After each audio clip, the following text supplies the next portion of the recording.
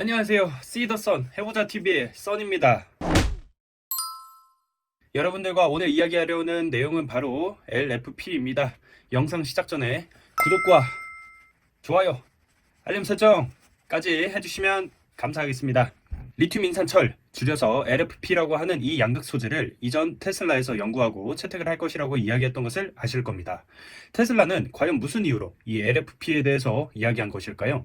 이해하기 쉽게 이전 영상에서 언급한 NCM에 대해서 먼저 이해하고 오시길 추천드리며, 이번 영상은 NCM과 LFP를 비교하면서 설명드릴 예정입니다. 일반적으로 배터리 양극 소재로 사용되는 NCM은 층상 구조인 반면 LFP는 올리빈 구조로 이루어져 있습니다. 이러한 구조적 차이로 인해 LFP는 NCM에 비해 전도도가 떨어지며, 이는 배터리의 출력 특성에서 NCM에 비해 LFP가 좋지 않다는 것을 설명하기도 합니다.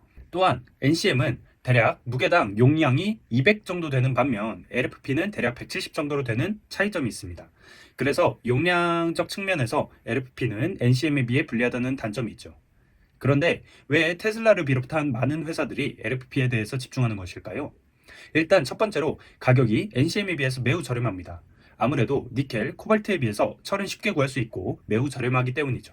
부가적으로 LFP 합성법이 NCM에 비해서 상대적으로 쉽기 때문에 기술적 어려움도 없죠. 여기서 여담으로 그냥 중국이 LFP로 유명한 이유는 NCM 양극 소재를 기반으로 한 배터리 기술력에서 우리나라가 수준이 높다 보니 우리나라가 잘하지 않는 소재로 접근하겠다는 방법으로 LFP에 집중 투자 그리고 연구를 하게 되었던 것이고, 이것이 정착되어서 중국이 LFP 기술력에서 우리나라보다 앞서게 된 것입니다. 다시 돌아와서 두 번째로 LFP가 가지고 있는 구조적 특성으로 인해 수명 특성이 LFP는 NCM에 비해서 상당히 좋습니다. 즉 LFP를 양극 소재로 사용한 배터리를 NCM 기반 배터리보다 더 오래 쓸 수 있다는 말이죠.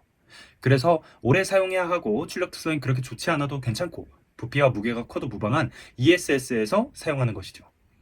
이러한 LFP가 가지는 가격 경쟁력 및 오래 쓸 수 있다는 장점을 통해 LFP를 양극 소재로 사용하여 전기차에 적용해야겠다는 생각은 자연스럽게 이어질 수 있습니다. 또한 전기차에서 사용하다가 더 이상 사용할 수 없다라고 판단한 배터리를 ESS에 새로 적용함으로써 재활용할 수도 있기 때문에 장기적 관점에서도 다양하게 쓸 수 있다는 경제적 효과도 불러올 수 있죠. SOH는 스테이트 오브 헬스의 줄임말로 배터리를 처음 사용할 때 나오는 용량의 80%에 도달했을 때를 SOH 80이라고 설명합니다. 좀 더 깊게 설명하기 위해서 대략 우리가 방금 구매한 배터리 총 용량이 10Ah라고 하면 충방전에 계속해서 배터리를 사용할수록 우리가 쓸 수 있는 배터리의 총 용량은 점점 줄어들게 됩니다. 시간 지나면서 9Ah를 최대로 사용할 수 있고 나중에는 점점 8Ah만 최대로 사용할 수 있게 되겠죠. 이때 8Ah는 우리가 구매한 배터리의 총 용량 10Ah의 80%이므로 이때를 SOH80이라고 표현하는 것입니다. 다만 LFP를 전기차에 적용하기 위해서는 아직까지 한계가 존재합니다. 일단 아까 말씀드렸던 대로 LFP는 전도도가 떨어져서 출력 특성이 떨어지고, 이는 전기차에서 급속 충전과 제로백에서 불리하다는 단점이 있죠. 제로백은 배터리의 출력 특성과 이어지는데 배터리의 급속 방전이 가능해야 제로백에서 유리하다는 것을 참고로 이해하시면 좋을 것 같습니다.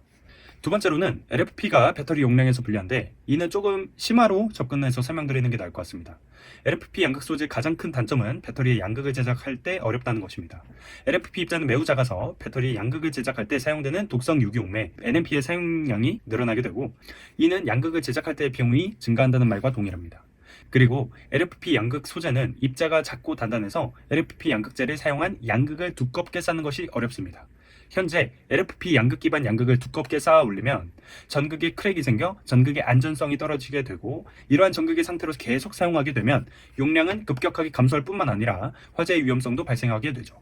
요약하면 LFP를 사용하게 되면 전극이 가지는 에너지 밀도를 극대화하기 어렵다는 것이 현 시점의 한계입니다. 그래서 이를 극복하기 위해서 다양한 방법을 사용하는데, 하나는 LFP 양극 소재와 NCM 양극 소재를 같이 사용하는 방법입니다. 이렇게 양극 소재를 같이 사용하게 되면 서로가 가지는 장점을 극대화할 수 있다는 생각이죠. 하지만 반대로 각자가 가지고 있는 단점도 극대화되기 때문에 문제가 발생할 수도 있겠죠. 또 다른 방법은 LFP 양극을 위한 새로운 바인더에 대한 연구인데, 이에 대해서도 저렴하게 만들 수 있는 고분자 바인더를 연구하느라 집중하고 있는 상황입니다. 마지막으로는 LFP 양극을 프리스탠딩 형태로 제작함으로써 LFP 양극의 구조적 안정성을 최대한 올려 두껍게 쌓아 올리는 방법에 대해서도 지속적으로 연구 중에 있습니다. 이렇게 되면 LFP의 가장 큰 문제인 두껍게 쌓아 올리지 못해 생기는 에너지 밀도의 한계를 극복하여 전기차에서도 적극적으로 사용될 수 있다고 생각해 볼 수 있겠죠?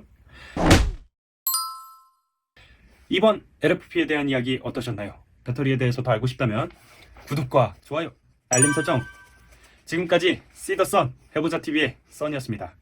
안녕.